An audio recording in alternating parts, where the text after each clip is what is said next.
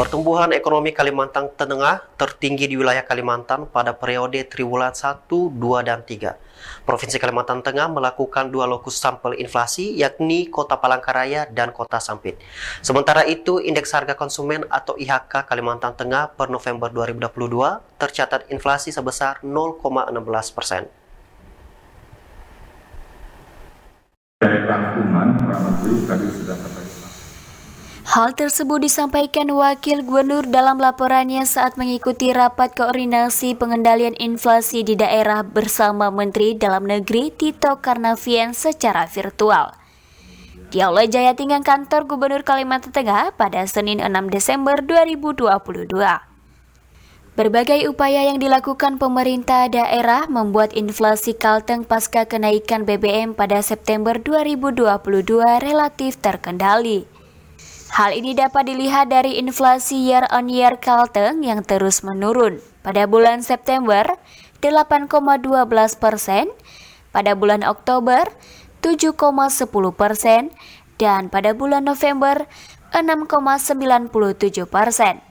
Harga kebutuhan masyarakat pada November 2022 relatif terkendali.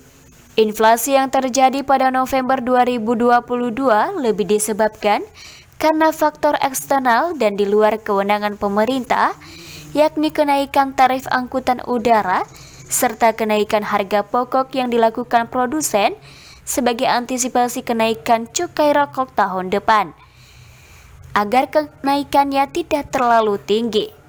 Sebagai wujud nyata pengendalian inflasi di Provinsi Kalimantan Tengah dan menjaga daya beli masyarakat, upaya jangka pendek yang dilakukan adalah melaksanakan operasi pasar, memberikan subsidi biaya transportasi, menggaungkan gerakan Sekuyan Lombok, serta menambah jumlah penerbangan ke Kalteng.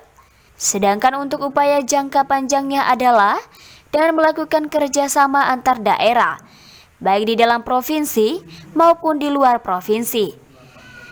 Mendirikan sentra cabai rawit di Kapuas, dan melibatkan BUMD pangan untuk menjaga kestabilan pasokan dan harga pangan. Trennya sih menurun dari September, Oktober, November.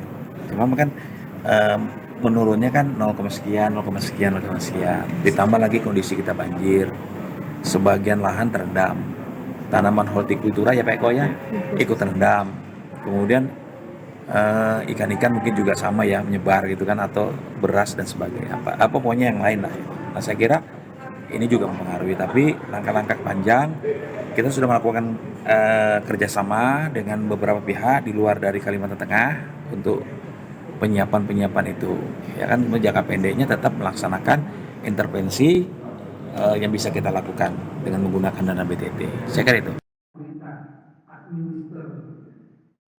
Sementara itu, Menteri Dalam Negeri Tito Karnavian menyampaikan arahan Presiden Joko Widodo mengenai penanganan inflasi bahwa dalam menangani inflasi ini mekanismenya harus sama dengan mekanisme pandemi COVID-19.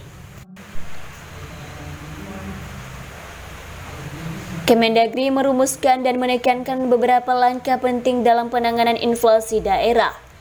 Pemda harus menjadikan upaya pengendalian inflasi sebagai isu prioritas dan bersinergi dengan semua pihak seperti saat pengendalian pandemi COVID-19. Komunikasi publik yang efektif menjadi sangat penting agar tidak membuat masyarakat panik. Sebab kepanikan masyarakat menjadi pemicu sentimen dan dampak ekonomi seperti pembelian barang kebutuhan yang berlebihan karena kepanikan. Tito mengungkapkan bahwa inflasi di Indonesia saat ini berada di angka 5,42%. Menurutnya, angka tersebut turun jika dibandingkan pada Oktober 2022 yang berada di angka 5,71%. Dari Palangkaraya, Hari melaporkan.